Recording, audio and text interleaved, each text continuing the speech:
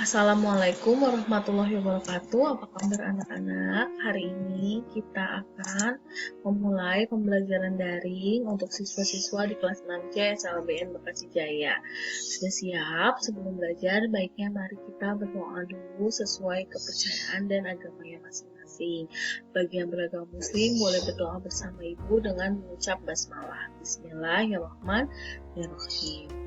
Anak-anak, hari ini kita akan membahas tentang materi ujian sekolah, khususnya untuk mata pelajaran PKN ya. Pada mata pelajaran PKN, materi yang akan diujiankan itu mengenai Pancasila, simbol Pancasila, pengamalan Pancasila, hak dan kewajiban warga negara dalam lingkup rumah dan sekolah, persatuan dan kesatuan, serta manfaat persatuan dan kesatuan bagi kehidupan kita.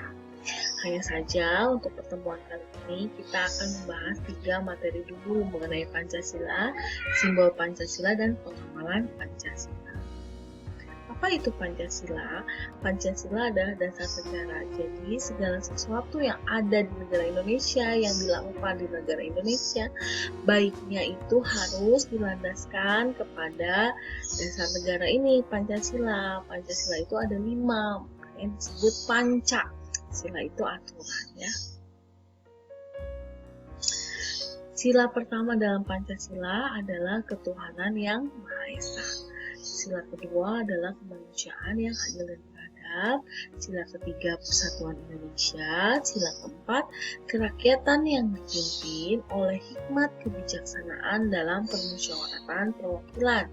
Dan yang kelima adalah keadilan sosial bagi seluruh rakyat Indonesia. Dari 5 sila tadi, ada simbol-simbol yang menggambarkan setiap silanya. Ya, kita akan membahas mengenai simbol Pancasila. Sila pertama atau sila ke-1 bunyinya ketuhanan yang Maha Esa dengan simbol bintang emas dengan latar berwarna hitam. Artinya, karena bintang itu ada di langit, maka segala sesuatu yang kita lakukan selalu berlandaskan, selalu berazaskan kepada aturan-aturan yang telah ditetapkan oleh Tuhan dalam agama kita, ya. Nah, ini simbolnya bintang emas yang berlatarkan berwarna hitam. Bunyinya ketuhanan yang Maha Esa artinya menjadikan seluruh warga negara menjadi manusia yang beriman dan bertakwa kepada Tuhan berdasarkan agama yang dianut. Jadi meskipun kita menganut apapun agama yang diakui di Indonesia, misalnya Ibu Islam atau ada yang beragama Kristen, beragama Hindu atau Buddha, harus menjadi manusia yang beriman dan bertakwa dengan menjalankan setiap ajaran yang ada dalam agamanya. Ya, apa contoh pengamalan Pancasila, sila ke-1 atau sila pertama ini? Karena di sini dijelaskan bahwa ketuhanan yang Maha Esa itu adalah menjadikan seluruh warga negara menjadi manusia yang beriman dan bertakwa. Tentunya kita harus sebagai warga negara Indonesia harus menjadi manusia-manusia yang menjalankan ajaran agama, perintah-perintah Allah, perintah-perintah Tuhan, dan menjauhi setiap larangan Tuhan. Contoh pengamalannya yang pertama adalah sholat. Sholat itu merupakan ibadah wajib yang harus dijalankan oleh setiap orang Muslim, orang Islam yang ada di Indonesia dan seluruh dunia, khususnya di Indonesia ya. Lalu bagi yang beragama Kristen nih contohnya harus berdoa di gereja dan ibadah-ibadah lain yang dilakukan di agama Kristen atau ibadah yang dilakukan di agama Hindu. Sebagai orang-orang yang menganut agama harus menjalankan perintah Tuhannya. Perintah Tuhannya yang tertulis dalam kitabnya. Misalnya kita dalam Al-Quran, kalau orang Islam dalam Al-Quran dan dalam hadis, orang Kristen dari Injil, lalu orang Hindu di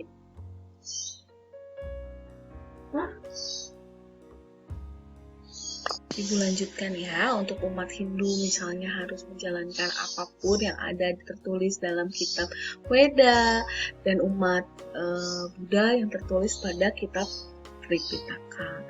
Seperti itu adalah ketentuan-ketentuan atau pengamalan-pengamalan dari Pancasila sila ke-1.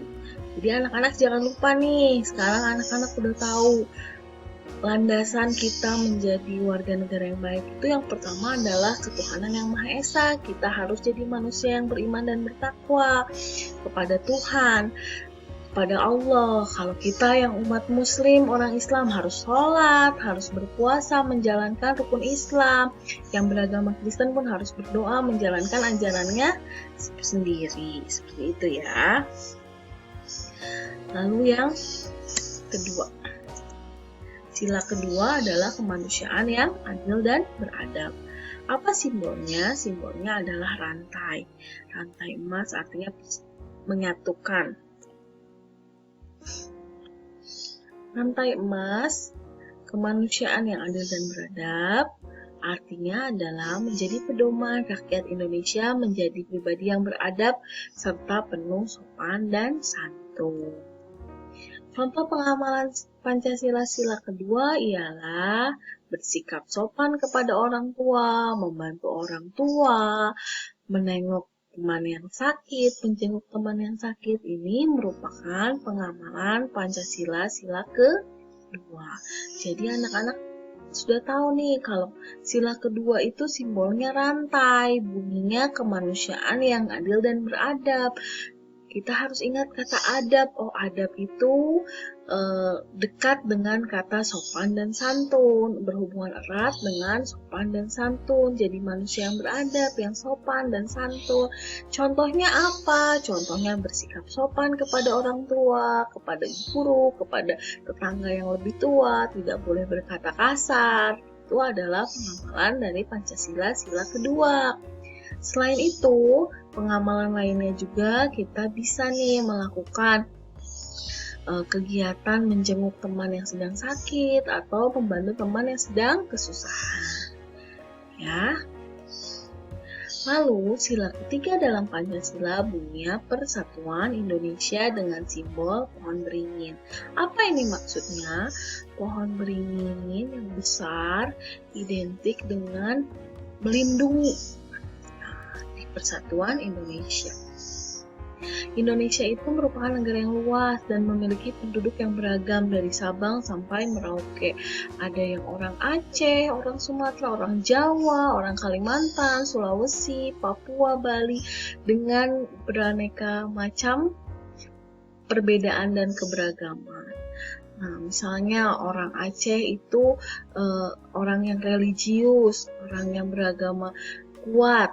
Lalu orang Jawa itu biasanya penuh dengan kesenian-kesenian seperti bisa menari dan lain sebagainya. Lalu orang Bali, kita ingat orang Bali itu selain keseniannya, alamnya yang indah. Orang Papua pun alamnya indah. Banyak sekali keberagaman-keberagaman yang dimiliki oleh Indonesia. Nah, di balik keberagaman itu kita bisa melihat, oh iya kalau misalnya orang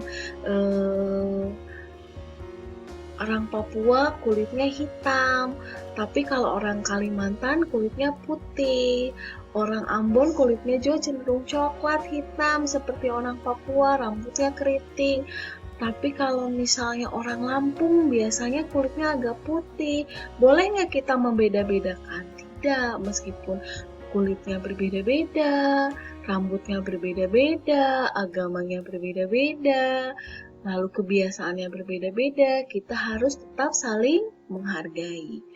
Nah, kuncinya untuk Pancasila sila ketiga adalah kita harus saling menghargai agar seluruh perbedaan-perbedaan yang ada di Indonesia itu tidak menjadi halangan dan kita tetap rukun ya.